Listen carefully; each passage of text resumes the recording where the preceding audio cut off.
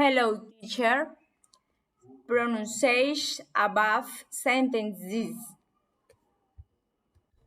Sentences.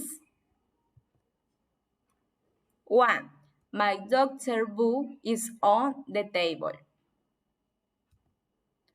2. He likes to exercise. 3.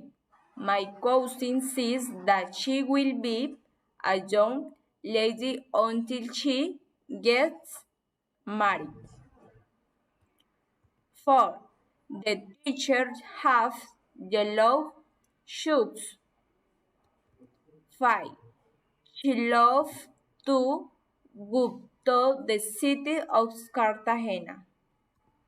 6. My neighbor dog is funny.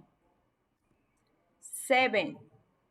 I love going to the dog at the zoo.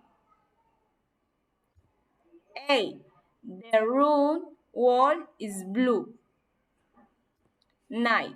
The children in my school have a beautiful voice. 10.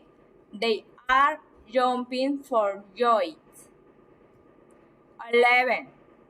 Are we going to the river on Monday? 12. Tomorrow I will take my mother to lunch. 13. The king wants to see you now.